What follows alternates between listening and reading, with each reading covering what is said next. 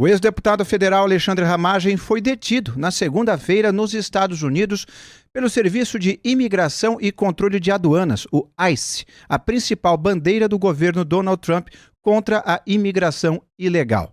Ramagem deixou o Brasil em setembro do ano passado de forma clandestina após ter sido condenado no julgamento da trama golpista junto com o ex-presidente Jair Bolsonaro, entre outros aliados.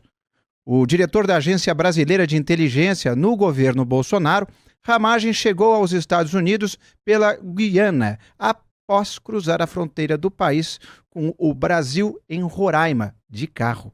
Segundo o diretor-geral da Polícia Federal, Andrei Rodrigues, a prisão dele agora é fruto da cooperação internacional entre Brasil e Estados Unidos no combate ao crime organizado. Andrei disse que, abre aspas, Ramagem é um cidadão foragido da justiça brasileira e, segundo autoridades norte-americanas, está em situação migratória irregular. Fecha aspas. O ex-deputado federal Eduardo Bolsonaro, que também mora nos Estados Unidos, disse, porém, que o status migratório de Ramagem é absolutamente legal. Vamos ver. Ramagem é preso nos Estados Unidos. Será mesmo? Antes da gente falar das verdades e jogar luz sobre esses fatos, é preciso lembrar que a vida no exílio não é fácil.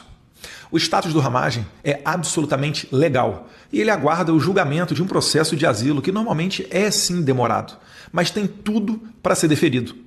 O Paulo Figueiredo esclareceu bem no tweet que a questão do Ramagem não se trata de uma prisão provocada pelo governo brasileiro num processo de extradição, mas sim de que ele provavelmente, supostamente, cometeu uma infração de trânsito leve e acabou sendo levado para a delegacia, onde acabou culminando na análise migratória do ICE, que é a autoridade responsável pelo controle migratório nos Estados Unidos. Isso daí é uma detenção, não é uma prisão propriamente dita, mas a boa expectativa de que ele seja solto e continue respondendo ao seu processo de asilo em liberdade. Isso porque o momento em que nós nos encontramos já é consolidada a perseguição do Alexandre de Moraes, principalmente aqui nos Estados Unidos, que chegou a aplicar sanções da Lei Magnitsky contra o perseguidor Alexandre de Moraes, além de mais recentemente ter sido publicado um relatório na Comissão de Constituição e Justiça do Congresso americano falando e reafirmando a condição de perseguidor do Moraes. Isso sem falar nas várias declarações do presidente Trump e também de dentro do State Department, que já se posicionou da mesma maneira. Então, o que nós estamos trabalhando, torcemos e esperamos é a mais rápida liberação do Alexandre Ramagem.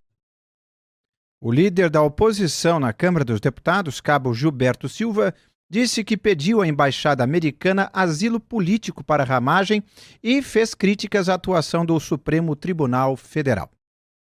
Solicitamos à Embaixada Norte-Americana, por se tratar de uma questão política, não técnica nem jurídica, para que eles façam algo com relação ao governo norte-americano, já que, de fato, lá vocês sabem que tudo é detalhado, a questão burocrata, o deputado Ramagem está com o passaporte vencido, os 6 meses se venceram, mas por conta do que eu afirmei anteriormente.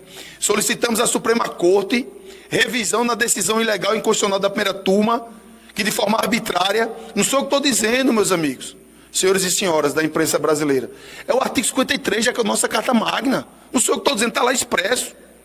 A Câmara dos Deputados pode sustar o processo. Ou não foi isso que aconteceu? Um quórum mais qualificado do que um quórum de PEC, 315 votos. Para mudar uma PEC precisa de 308. E a Câmara deu esse recado. O que foi que o STF fez no outro dia? Sem poder. O STF não tinha essa competência. Eles não podiam, de respeito ao artigo 53. Foram lá e rasgaram o artigo 53, como já rasgaram reiteradas vezes.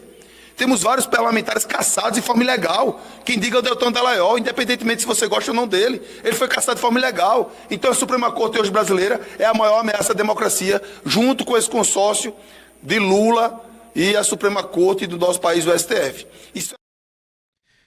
Rodolfo Borges, muito boa tarde. Também já dou boa tarde a Ricardo Kertzmann. Mas começando sobre essa situação de Ramagem, detenção, prisão, ele está realmente detido. Mas isso não demonstra que o governo americano, das duas uma, ou eles não estão conversando assim entre eles mesmos, ou está conversando e eles não estão tão alinhados com o bolsonarismo como Eduardo Bolsonaro, por exemplo, gostaria de fazer crer, não? Boa tarde a todos. Olha, o mínimo que a gente pode dizer sobre isso é de que realmente é uma posição frágil dos bolsonaristas agora em relação ao governo americano, porque tem uma disputa sobre o que exatamente está acontecendo com ramagem. Agora, o que a gente pode dizer, e você já indicou isso, Inácio, é de que assim, eles não têm um trânsito tão bom a ponto de conseguir proteger um aliado que, se é que aconteceu isso mesmo, estava andando mais rápido na pista, lá numa avenida lá em Orlando. É um constrangimento que está colocado aí, e está essa disputa entre si.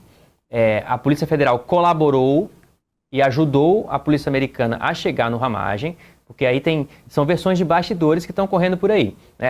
Tem uma questão, a Polícia Federal é quem está abastecendo a imprensa brasileira sobre esse assunto. E aí tem uma versão que é mais conveniente para a Polícia Federal brasileira, que hoje está sob o comando do Lula. E aí as desconfianças, obviamente, cada um tem em cada grau em relação a isso. Agora a questão a Polícia Federal brasileira alega e tem bastidores abastecidos sobre o assunto de que já faz 2 semanas que a Polícia Americana estaria atrás do ramagem e conseguiu chegar a ele a partir de uma colaboração com a Polícia Federal brasileira. Isso é uma versão, não tem o governo americano, e esse é um assunto que não é, obviamente, tão relevante assim para o governo americano quanto é para que os brasileiros que estão assistindo a isso, o governo americano não se manifestou sobre esse assunto. Então o que tem lá de oficial é de que sim, está fichado lá, está detido pelo ICE o Alexandre Ramagem, e quando o ICE detém é por uma questão migratória.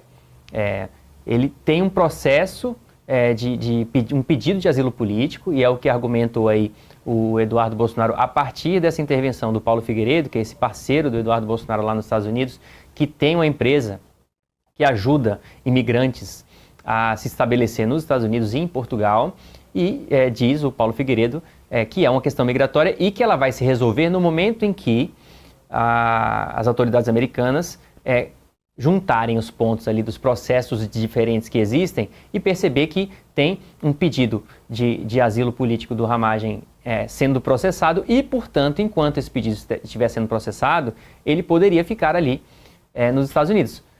A gente vai ver, aparentemente só com o decorrer do tempo agora, qual versão é a versão verdadeira. Porque se o Ramagem ficar mais tempo detido e aparentemente o horizonte de detenção pode ser muito longo, porque ele não é exatamente uma prioridade para o governo americano, imagina o tanto de gente que está na situação na qual o Ramagem está agora. É uma política do governo Trump de controlar a imigração ilegal, e eles estão bem agressivos nessa política já faz meses aí, e as histórias são as mais diversas, né? De pai separado de filho, né? Tem histórias muito dramáticas ali dos imigrantes nos Estados Unidos que são identificados e detidos pelos oficiais do ICE. Se o Ramagem ficar muito tempo detido e, no limite, acabar sendo deportado, aí, assim, vai ser uma pancada para os bolsonaristas muito grande.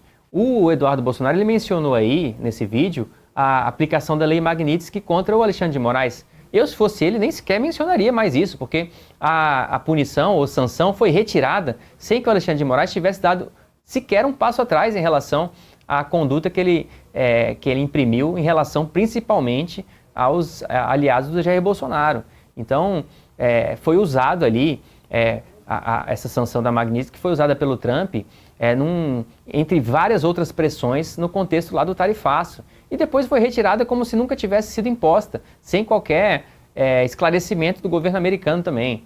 Então, é mais um momento de fragilidade, assim, principalmente para a atuação do Eduardo Bolsonaro nos Estados Unidos, e me parece que o máximo que ele pode fazer é torcer. Ele disse que está atuando aí, mas ele próprio usa o verbo torcer para que a questão se resolva de um jeito favorável ao Ramagem e, como consequência, favorável também ao Eduardo Bolsonaro e aos aliados do ex-presidente Jair Bolsonaro, porque é uma situação aí muito desconfortável de alguém que está tentando já faz mais de um ano demonstrar influência no governo americano, e por mais que tenha conseguido demonstrar, ou pelo menos projetar essa influência em alguns momentos, mais uma vez recebe um questionamento aí, público de se de fato ele consegue alguma coisa com o governo Trump hoje.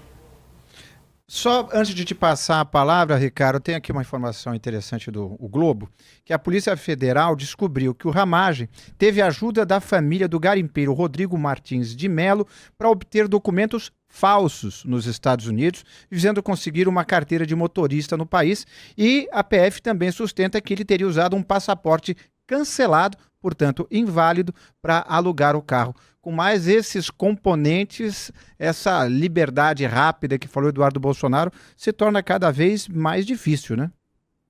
Boa tarde, Inácio. Boa tarde, Rodolfo. Boa tarde também, amigos antagonistas.